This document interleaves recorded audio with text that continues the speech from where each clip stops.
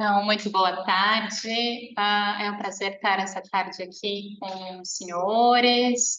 Agradecer especialmente ao todo o trabalho, ao empenho da Sofia em organizar esse workshop do CIES.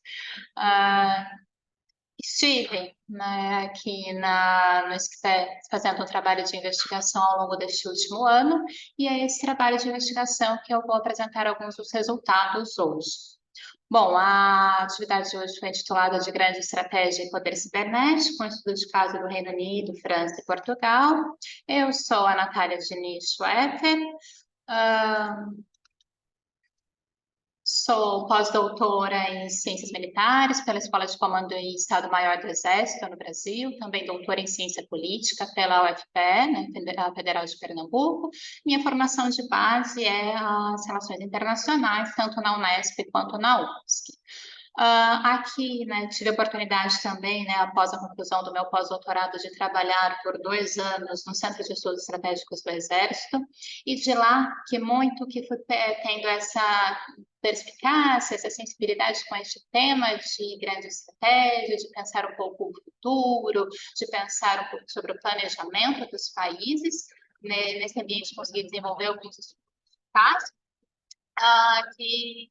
que muito foram enriquecedores para a minha pesquisa. Então, né, num edital, nós no Brasil temos alguns editais que são lançados pelo Ministério da Defesa e pela CAPES, que é a Coordenação de Aperfeiçoamento dos Professores. Estive, então, por um ano aqui podendo exercer essa função de investigadora visitante.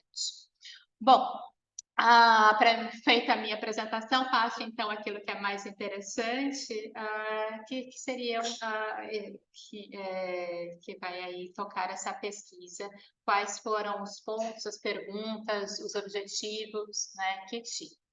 Bom, para que os senhores tenham conhecimento, a pergunta foi então, como o Reino Unido, a França e Portugal, eles têm se organizado para lidar com as ameaças provenientes do cyberespaço? E a ideia principal aqui é buscar semelhanças de diferenças, que a partir dessas semelhanças de diferenças a gente possa então traçar estratégias, formular políticas públicas, né, em matéria tanto de segurança quanto de defesa cibernética. Na ideia, então, de contribuir para esse esforço mundial, né, que se observa de fortalecer o cyberespaço.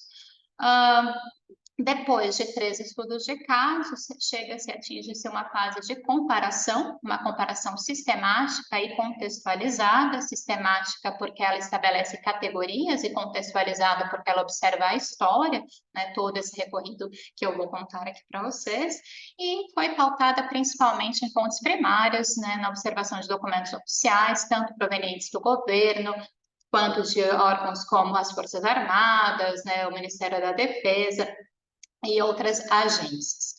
Bom, por que então destes 3 casos? Né, trago aqui para que os senhores tenham conhecimento. O primeiro é um índice, né, o National Cyber Power Index, né, ele foi publicado em 2022, em setembro de 2022, e neste índice nós observamos ali na posição em 4º lugar e em 9º lugar, 2 dos casos que eu escolhi para essa pesquisa. Então, o Reino Unido e ali em 9º lugar a França. Esse índice ele é composto por 8 objetivos, né, que aí vão pontuar os países e colocar depois nesse ordenamento. Também, então, nesse índice, o Portugal não aparece, Brasil, né, caso alguém tenha interesse, aparece em 30, né, ele está lá em 30º. E aí, então, temos então o índice de segurança cibernética, né, que é o que está ali em segundo. Neste, sim, Portugal está na 14ª posição. Temos um pouco acima também na França e o Reino Unido, né, no segundo lugar. O Reino Unido ocupa principalmente essa posição de segundo lugar porque é um país que investe muito em regulamentações. Né, tem esse olhar para as leis, que é algo bastante importante para a cibersegurança, de acordo com esse índice, que foi elaborado com os dados de 2020, mas foi recentemente publicado agora em 2023. Ambos estão disponíveis na internet, caso tenham interesse de conhecer maiores detalhes sobre os índices. Bom, Acho que, falando então de grande estratégia e poder cibernético, a gente tem que entender um pouquinho melhor quais são esses conceitos e quais eu utilizei aqui nessa pesquisa, porque eles são bem polissêmicos, né? Eles têm vários sentidos, cada autor utiliza de uma forma, então, para a gente definir, para a gente entender e andar aqui na mesma linha, eu trago a ideia de que a grande estratégia, para mim, nessa pesquisa, ela foi considerada um plano, né, que é um plano proposital e de longo prazo.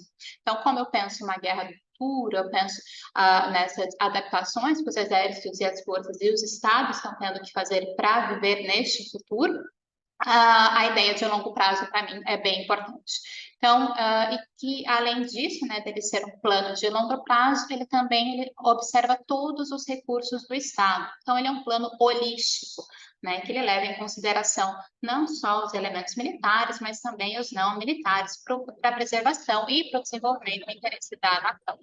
Então, uma das citações que é muito utilizada, né, desde a década de 60, é a de Hart para entender grande estratégia. Então, o papel da grande estratégia ou alta estratégia é coordenar e direcionar todos os recursos da nação ou de um grupo de nações em direção à realização do objetivo político da guerra, o fim definido pela política fundamental. Então, essa é a principal citação que nós vemos com recorrência nos artigos, né? Mas eu também indicaria, né, para os senhores e para as senhoras uma outra bibliografia, que é essa Beyond the Buzzword, né, que a gente já comentou aqui, que é um termo um pouco confuso. Então, esse trabalho é bem interessante porque ele vai além dessa categoria, né, dessa concepção de grande estratégia como um plano, entender e aí demonstrar que outros autores também utilizam a ideia de um comportamento, né, ou a ideia de orientações. No caso brasileiro, por exemplo, nós não temos um documento de uma grande estratégia, mas nós observamos o Itamaraty, nosso Ministério das Relações Exteriores, ter um comportamento, né, ao longo dos anos. Então, a gente poderia pensar que seria essa uma grande estratégia brasileira, esse mesmo tipo de comportamento. Bom, mas aqui, como reforço para vocês, a ideia é de um plano, que a gente consegue encontrar um material escrito para poder fazer a análise. Poder cibernético. Então, o que eu estou entendendo como poder cibernético? Seria o uso estratégico do ciberespaço para garantir a soberania, a segurança, a defesa e o desenvolvimento dos países, né? E também a soma dos efeitos estratégicos gerados pelas operações cibernéticas no ciberespaço. Então, o poder cibernético é quando há essa soma desses efeitos estratégicos, se usa o ciberespaço de uma maneira estratégica. Lembra aqui que, e aí uma citação de Joseph Nye, de 2010, o poder baseado em recursos de informação não é nulo, não é algo nulo. A diferença reside no ambiente. Um ambiente, então, entendido como este cyberespaço, em que neste ambiente você consegue manipular as percepções, degradar a capacidade de um adversário de compreender o ambiente, né? Então, tem várias maneiras de você conseguir atuar no cyberespaço de forma a conseguir os interesses nacionais, né? Tanto de segurança, defesa, desenvolvimento, especialmente no contexto atual, em que há uma ampla disponibilidade de informações, de tecnologia, né? Então, esse ambiente virtual armazena muitas dessas informações que são sensíveis para os estados, além das infraestruturas críticas, né? Alvos que também podem ser de uso e de ataque. Bom, então, para ligar grande estratégia e poder cibernético, qual é o elo que une essas duas ideias conceituais? A gente então pensa que seria a inclusão deste cyberespaço nos documentos estratégicos. E isso acontece com muita frequência. A gente tem visto cada vez mais as operações cibernéticas aparecerem repetidamente no sofisticado Manual do Estado Moderno. Ali é uma situação do Buchanan, de 2020, e isso está cada vez mais aumentando. Nós vamos ver esses três estados, como isso no tempo também houve esse volume maior. Então, a ideia seria de eliminar as vulnerabilidades, uma redução da suscetibilidade de ataques e a concepção de objetivos. O poder cibernético, ele se torna uma prioridade transversal na estratégia dos estados, então ela passa por diversas áreas, E os países eles têm percorrido este processo de atualização dos seus documentos para incluir então esses novos conceitos e enfrentar essas complexidades.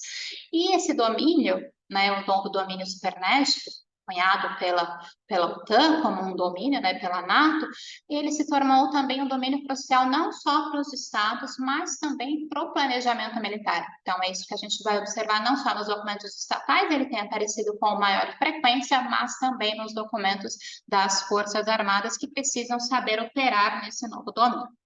Bom, a parte teórica, bem brevemente, né, ocupando o tempo aqui que me foi dado, então passo para a análise dos casos. Né? Então, como no final vou mostrar aos senhores que há uma tabela, né, comparativa, eu escolhi aqui 3 das categorias dessa tabela, para a gente não depender muito tempo aqui, de sobrar algum tempo para a nossa pesquisa, nosso momento de dúvidas, debate, né? Então, escolhi 3 dessas categorias, que eu acredito que são as principais. Então, a primeira delas, a categoria estratégia, né? Então, o que o Reino Unido nos últimos anos, realizou no sentido do governo nacional produzir e pensar o ciberespaço. Então, na revisão integrada de segurança, defesa, desenvolvimento e política externa, publicada em 2021, a qual vai reunir todas essas tendências de segurança nacional e internacional até 2030, o ciberespaço aparece. E ele é entendido como um domínio cada vez mais contestado, utilizado tanto por estados quanto por atores não estatais, e que deter poder cibernético terá uma importância cada vez mais crescente. Então, isso são referências que o documento traz. E aí, o que a revisão propõe? Ela propõe adotar uma estratégia mais abrangente, utilizar o domínio cibernético de modo mais integrado e criativo, retirar o foco da segurança cibernética e considera também toda a gama de capacidades. Então, aqui é importante frisar que ele vai considerar também as ofensivas. Então, não só utilizar o poder cibernético para a defesa, mas também em casos ofensivos. Tanto para detecção, interrupção e também para a dissuasão de possíveis ameaças. Bom, e aí nos documentos, aqueles lá que eu comentei que seriam produzidos por Ministério da Defesa ou por Forças Armadas, o que nós temos no Reino Unido? Né, na categoria Poder Cibernético. Temos uma Estratégia Nacional Cibernética, também bem recente, de 2021, ela vem na esteira deste documento da revisão que eu comentei, então logo que foi publicado o documento anterior, na sequência, nós tivemos a Estratégia Nacional Cibernética, e nessa estratégia, o grande objetivo nomeado foi permanecer como um dos principais poderes cibernéticos do mundo. E aí, 5 objetivos foram listados: aprofundar a parceria governo, academia e indústria, construir um ambiente digital resiliente e próspero, assumir a dianteira tecnológica, liderar e influenciar a ordem internacional, e esse 5º objetivo, que é aquele mais ligado à parte da defesa, detectar, interromper e dissuadir adversários. Nesse 5º objetivo, aí eles são detalhados, né, o documento é extenso, mas o 5º objetivo trago ali mais alguns pontos, seriam de proteger interesses, dissuadir agentes maliciosos, apoiar a segurança nacional. Reforço, então, como eu disse ao início, o ponto número 4, liderar e influenciar a ordem internacional. Então, o Reino Unido tem essa ambição, né, de tentar auxiliar na governança do uso da internet, do uso do ciberespaço, né, propondo leis que vão de acordo com o seu pensamento sobre o ciberespaço. Então, isso é bastante característico e está ali na Estratégia Nacional Cibernética do país. Bom, o que eles propuseram, né, e já fizeram, já concretizaram no âmbito de instituições, né, o que foi criado para conseguir, então, lidar com esse ambiente virtual, esse novo espaço até então desconhecido, né, tão pouco habitado, esse novo domínio que foi caracterizado. Né? Então, houve a criação tanto de um centro de segurança cibernética, que a gente vê na esfera mais civil, né, e também da Força Cibernética Nacional. Mas, então, O Centro Nacional de Segurança Cibernética, criado em 2016, que ele é responsável pelas infraestruturas críticas nacionais, com a atribuição principal de auxiliar na contenção e investigação dos crimes digitais, e, por outro lado, a Força Cibernética Nacional, que ela é projetada para conduzir operações ofensivas. Lembrando, porém, que na Força Cibernética não atuam apenas membros militares, mas também atuam membros civis, né, com aqueles ligados às agências de inteligência. Então, eles atuam em três grandes frentes: no combate a ameaças terroristas, criminosas estatais, no combate a ameaças à confidencialidade, à integridade e à disponibilidade de dados, e também no apoio às operações de defesa e política externa. Um documento interessante, recentíssimo, né, lançado ainda neste ano, foi o The National Cyber Force, de 2023, também está disponível para consulta, em que eles tentaram tornar mais transparentes as atividades realizadas por essa força, uma vez que ela é contestada, né, uma vez que o país pretende utilizar, né, e reforça em todos os seus documentos o ciberespaço de forma democrática, mas também tem esse meio ofensivo que não se desliga. Então, para que não haja aí deturpações sobre o que essa força faria, eles publicaram esse documento, mas que ainda, né, na visão de investigadora, faltariam mais informações, ainda ele é escasso para cobrir, assim, né, o que de fato essa força está fazendo. Bom, o que temos então da França? Então, vamos seguir aquela mesma lógica que eu adotei para o Reino Unido. Vou trazer aqui 3 categorias para vocês: categoria estratégia, poder cibernético e instituições. Na categoria estratégia, os documentos publicados pelo governo nacional, nós temos lá na França algo interessante, que desde 2008 o livro branco francês já considerava o ciberespaço como um ambiente propício a ameaças e tentativas de ataque. Então, isso foi inovador, já que naquele momento ele já trouxe esse elemento. Também estimulou já a criação de uma das instituições que eu vou dizer à frente. Mais recente, né, para a gente manter o mesmo olhar para os países, nós temos a Revisão Estratégica de Defesa e Segurança Nacional de 2017. Então, neste documento foi afirmado que certos ataques podem ser considerados como uma agressão armada devido à sua escala e gravidade, e um grande ataque cibernético pode, pelos danos que ele pode vir a causar, justificar a invocação de legítima defesa.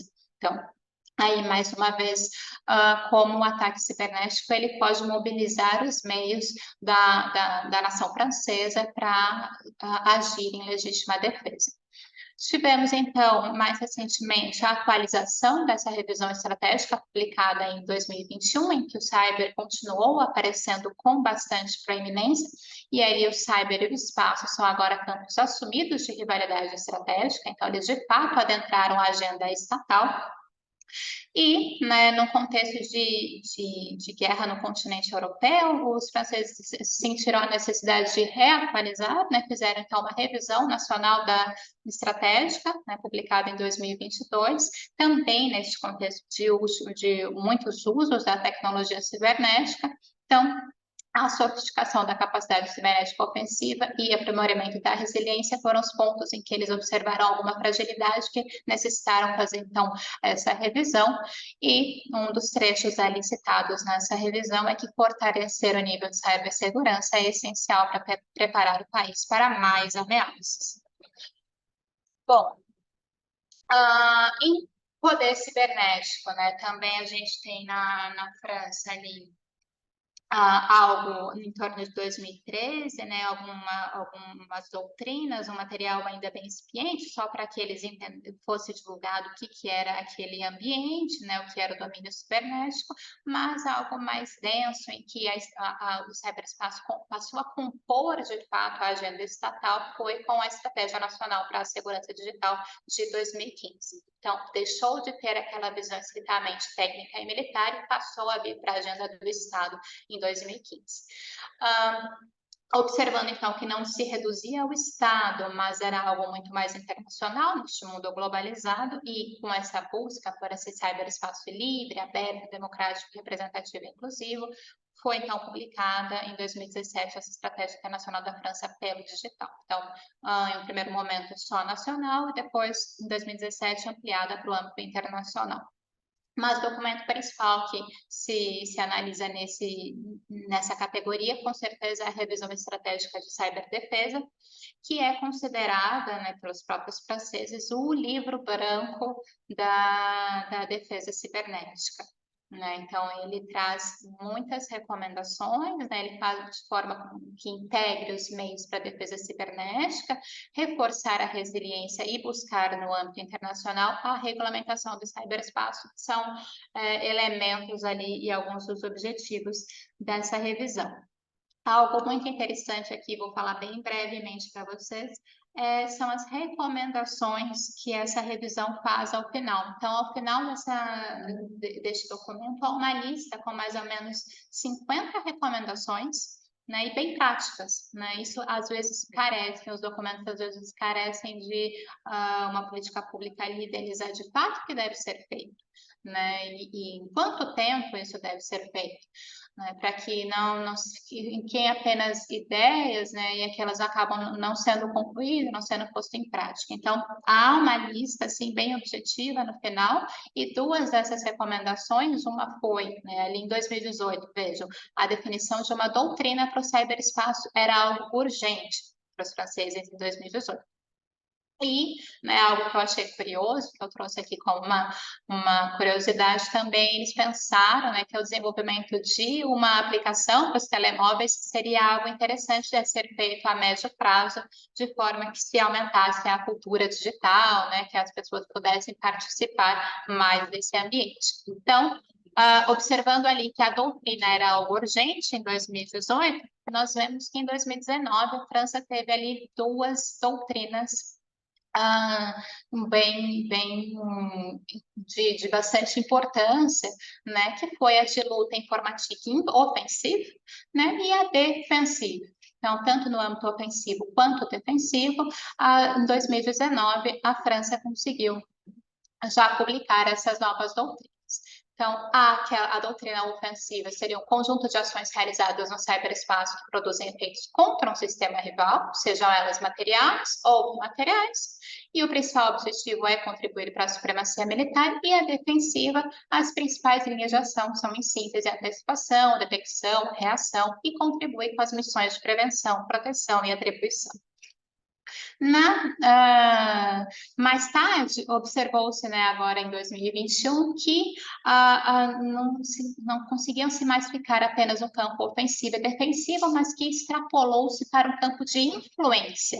Né? Então, o ambiente digital, o espaço informacional, ele é também aquele em que você consegue manipular opiniões, né? A gente tá bem conhecido, né? Os casos de fake news, né? Então, esse ambiente é capaz de trazer prejuízos, né, para os países, né, uma vez que há alguma informação ali pode ser contra as suas forças, né, então é algo que também deve ser observado e por isso necessitou de uma doutrina para detectar ataques nas redes de computadores capazes de prejudicar a reputação, coletar também informações e realizar operações de dissimulação. Então, isso é algo bem importante, né, que você consegue dissimular ou induzir os adversários ao erro. Então, lembrando que eles propuseram isso no que foi considerado o livro branco, né, da ciberdefesa, e já em 2019 tiveram a doutrina. Bom, em instituições também, seguindo o mesmo padrão do Reino Unido, a gente consegue ver que houve, né, como eu comentei, uma instituição que foi criada lá em 2019, mas que continua existente, que é a instituição mais ligada à parte civil, à parte de segurança da informação. Então, é a Agência Nacional de Segurança de Sistemas de Informação, a autoridade nacional responsável pela segurança do sistema, como um poder regulador também. E, por outro lado, mais recente, e que a gente vai ver no caso português, que também seguiu pelo mesmo caminho, o CONCYBER, que é um comando cibernético diretamente subordinado ao chefe do Estado-Maior das Forças Armadas, então totalmente militar, né, que consiste em um ator fundamental para a organização e padronização, principalmente dessa ação ofensiva no domínio cibernético. Então, ali a gente também observa as duas instituições, tanto civis quanto militares. Então, agora passamos ali para o caso português. Também vou seguir esse mesmo padrão de, primeiramente, a gente observa o que há na estratégia. No caso de Portugal, os senhores devem estar mais familiarizados, né? Temos aqui atualmente um processo de revisão, né? Estamos vivenciando um processo de revisão do Conceito Estratégico de Defesa Nacional. O Conceito Estratégico de Defesa Nacional português foi publicado o último, que é a versão que ainda está em vigência, em 2013. E ele é bastante associado a dois documentos, que um é o Conselho Estratégico da OTAN, né, e a Bússola Estratégica da União Europeia. Então, são dois documentos que norteiam um pouco o Conceito Estratégico de Defesa Nacional português e já houve a reatualização desses documentos. Portugal, então, também está procedendo, né, através de reuniões que participam vários expertises da área, né, consultas públicas também, uma revisão deste Conceito Estratégico de Defesa Nacional, que, né, naquele momento, em 2013, não teve tanto espaço para o domínio cibernético, não se comentou muito, mas sim, né, trouxe alguns objetivos importantes, entre eles a definição de uma estratégia nacional de cibersegurança, a criação de órgãos técnicos, a sensibilização de usuários e o aprimoramento da capacidade de ciberdefesa nacional. Tudo isso, né, pensando que a tecnologia ela exige uma reorganização, uma simplificação das estruturas, maior eficiência, agilidade, modularidade, então tudo isso estava presente no documento, apenas o ciberespaço teve menos ênfase, uma ênfase menor do que nos documentos dos países já citados. Mas isso também já está em processo, né, como disse, de revisão, e nos documentos que já foram disponibilizados, a gente percebe que o ciberespaço cresceu bastante o seu local, né? Bom, então, já, né, por outro lado, Portugal é bem atualizado, né, e por isso um caso, né, que para nós brasileiros é interessante de se observar, de se estar atento, e que por isso também está presente nessa pesquisa, no que tange a poder cibernético. Os documentos estão bastante são recentes, foram recentemente publicados e têm sido atualizados, há um olhar atento, então, para essa área, para esse setor. Né? Então, um documento, né, o primeiro deles também, né, não citei aqui, não trouxe, mas foi de 2013, que foi a orientação política para a ciberdefesa. Depois, nós tivemos a Estratégia Nacional de Segurança do Ciberespaço de 2015, que ela trouxe ali 6 eixos, né? Nesses eixos, por exemplo, a estrutura de segurança do ciberespaço, combate ao cibercrime, proteção, educação, pesquisa, cooperação. E em 2019 foi atualizada, né? Havia um objetivo de se atualizar com frequência esse documento, e esse objetivo foi cumprido. E ali os eixos, né, a gente observou que não houve muita diferença, e quanto aos objetivos estratégicos, maximizar a resiliência, promover a inovação, gerar e garantir os recursos. Bom, algo mais inovador ainda foi a Estratégia Nacional de Ciberdefesa, publicada recentemente em 2022, né, e dessa estratégia, o que me salta aos olhos, né, depois vou trazer nas notas de conclusão, a importância que se dá em garantir recursos qualificados, está ali destacado na apresentação. Então, o documento, ele dá diversas maneiras, né, de se qualificar estes recursos. Então, como uma das linhas de ação prioritárias seria o incremento desse pessoal qualificado, de ter uma infraestrutura tecnologicamente avançada e garantir a independência tecnológica.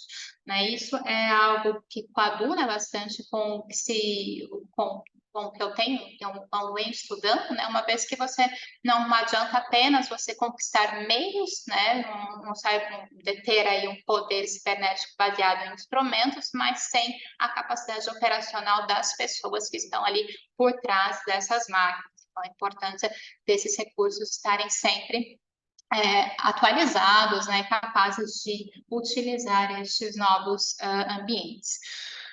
Bom, no que tange a instituições, também algo bem recente foi um decreto-lei, né, número 19 de 2022, que alterou toda aquela estrutura que estava, então, direcionada à ciberdefesa, e com essa aprovação, o Estado-Maior-Geral das Forças Armadas Portuguesas, então, teve a sua missão amplificada e aí passou também a contemplar a ciberdefesa nas suas missões, né, além do programa espacial, programa de inovação, né, então, novas áreas adentraram ao Estado-Maior. E aí, duas instituições são criadas, né, o Centro de Comunicações e Informação, Cyberespaço e Espaço, né, a segurança dos sistemas de informação e das comunicações de resposta a incidentes para a proteção e a resiliência da infraestrutura tecnológica conjunta, e também o Comando de Operações de Ciberdefesa, né, como citei, semelhante ao caso francês, o COPCyber, né, que é aquele, então, responsável pelo planejamento, a direção, controle e a execução de operações no e através do ciberespaço. Então, como a gente pode observar aqui, né, nesse infográfico, nós temos ali o COPCyber, que reúne, né, todas as outras partes, né, todos os outros braços das forças, né, Marinha, Exército, Força Aérea, né, que cada um deles também possui o seu setor cibernético, mas é o COPCyber que faz essa ligação dessa estrutura, né? E, não esquecendo também, no caso português, semelhante aos outros dois casos, há uma estrutura de cibersegurança, não de ciberdefesa, que está ali mais à direita da tela, então seria o Centro Nacional de Cibersegurança de Portugal, né, que já está em atividade desde 2018.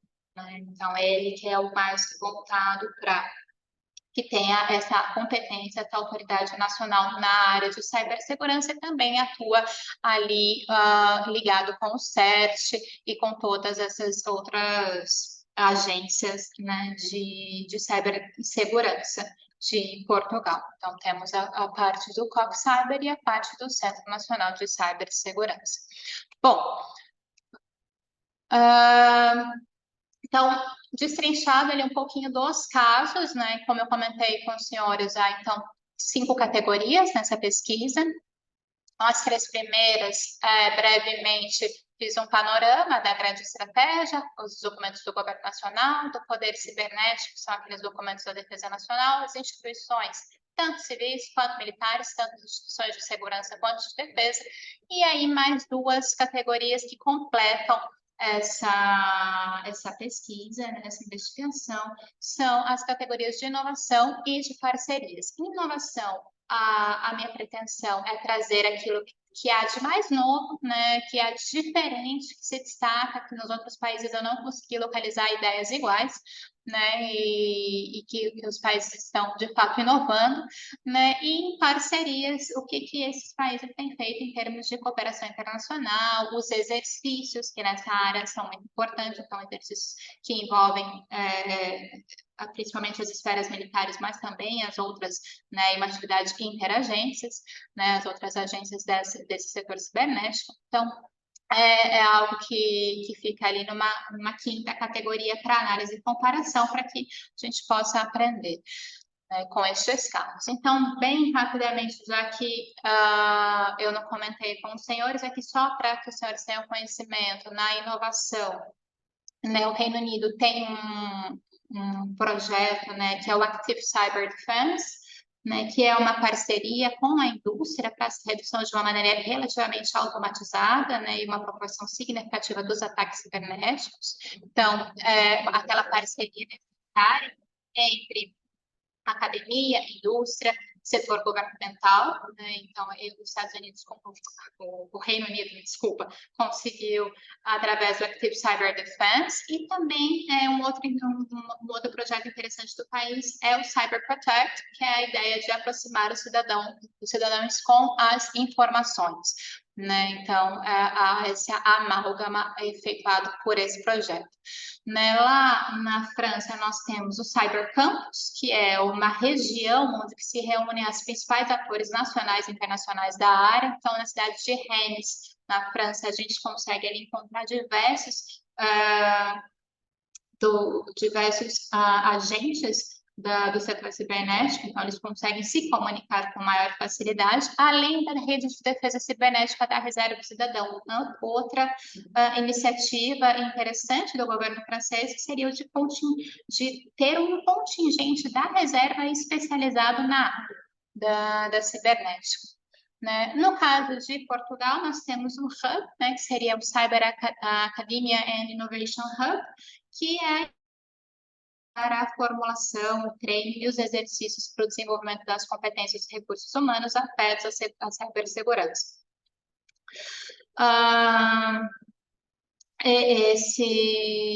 Além disso, né, aqui em parcerias nós temos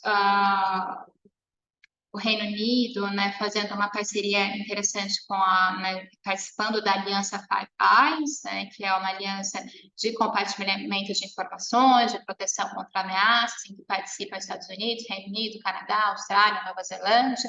E as parcerias, às vezes, a gente até vai acabar sendo um pouco repetitivo, porque uma vez que são membros, né, todos da NATO, da OTAN, então às vezes eles participam dos mesmos órgãos, isso é algo que eu vou observar com mais atenção na minha investigação um pouco mais à frente. Bom, então, de forma a gente passar já as notas conclusivas, né, e deixar um espaço aqui agora aberto a partir de então para a gente poder discutir o que já deu para observar desse cenário, feito então os estudos de caso, feito todo esse levantamento de material, toda essa bibliografia, principalmente primária, o que a gente consegue lá, lembrando que a pergunta inicial seriam as semelhanças e as diferenças, né, o que é comum aos países e no que eles diferem. O que é comum, de fato? Que os três países eles percebem que o desenvolvimento tecnológico gera a necessidade de se reorganizar, ou de se adaptar, ou de se modernizar. Né? Que as estruturas existentes até então, elas não são suficientes para lidar com esse novo domínio cibernético. Então, isso é, de fato, comum aos três países. Isso a gente consegue observar em todas as estratégias nacionais. Diferente, temos que Reino Unido e França, como eu já comentei, materiais mais atualizados. Essa atualização mais recente concedeu um espaço em tamanho e enfoque maior ao ciberespaço do que no documento português, mas que se espera que isso seja corrigido, e se espera que seja aprimorado nessa nova versão. Então, continuar atento, né, uma missão, né, uma pesquisa, ela nunca tem seu fim, então, continuar aí observando o que vai vir com essa atualização do documento português. Além disso, os três países, eles detêm documentos atualizados que tratam especificamente o ciberespaço. Então, nessa seara, os três estão iguais, né? Todos eles prevêem o uso do poder cibernético para a consecução dos interesses nacionais. Então, uma vez que sequer almejam interesses, sejam eles econômicos, de desenvolvimento, de segurança, de defesa, o uso ofensivo está prescrito nos três. Né? A capacidade de poder cibernético, ele também tem este olhar.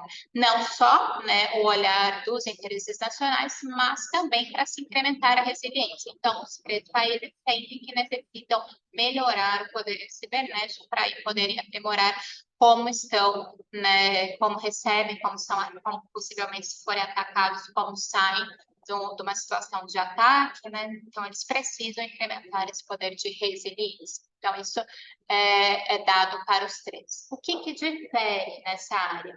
Reino Unido e França, eles demonstram maiores ambições no que tange a influenciar as regulamentações internacionais. Então, os dois países, eles têm essa ambição de participar ativamente dessas novas leis que devem surgir, que prezem por um cyberespaço democrático, né? Então, é algo que esses países estão muito atentos e empenhados, né, em promover a governança, enquanto Portugal tem uma atenção maior, dedicada, podemos dizer assim, né, mais atenta ao pessoal, né? Portugal demonstra em seus documentos que ter a qualificação para atuar no setor é algo bem importante, então, para a criação da escola, do cyberespaço. Então, há movimentos que indicam que essa qualificação é algo que Portugal está prezando mais no momento. Bom, no que se diz respeito às instituições, que eu trouxe aqui também um pouco para os senhores, os 3 casos perceberam a necessidade de criar instituições, então todos os documentos demonstram que a partir dos documentos, de fato, eles foram o estopim, né, foram aquele primeiro momento em que se tratou, se conversou e a partir deles foram sim criadas instituições exclusivamente dedicadas ao domínio cibernético. Não só instituições, mas vimos também em alguns casos doutrinas surgiram a partir daqueles documentos. E existem, né, é interessante notar que os 3 países são iguais nesse sentido. Existem tanto instituições de segurança quanto instituições de defesa. Então, aquelas que estão estritamente ligadas à esfera civil, quanto aquelas associadas ao meio militar, né? Diferente, então, que a gente pôde observar, França e Portugal criaram comandos, né? E ali o ComCyber e o CopCyber são os 2 comandos que foram criados, enquanto o Reino Unido criou uma força, né? A Força Nacional. E essa força do Reino Unido, um pouquinho diferente de França e Portugal, ela reúne tanto especialistas civis quanto especialistas militares, né, nessa parceria entre a defesa e a inteligência. Então, daí, né, dessas diferenças e semelhanças que se objetiva, então, ter alguma proposição de política pública, algo que o Brasil poderia adotar a partir desses movimentos que os demais países estão fazendo. A ideia dessa pesquisa, então, é ilustrar os cenários e, uma vez ilustrados, comparados, e uma vez comparados, agora passa-se, então, uma parte de recomendação, né, que aqui eu não vou atingir este momento, né, aqui eu vou encerrar minha fala nesse momento, mas a gente pode conversar e pode discutir um pouco mais o que a gente poderia recomendar, né, como a gente costuma dizer, o que o IDAI dessa pesquisa, né, para onde nós vamos caminhar a partir dessa observação geral deste panorama. Bom, eu agradeço aos senhores por me ouvirem até aqui, fico à disposição para mais perguntas, reitero meu agradecimento ao CIES e a este workshop. Muito obrigada.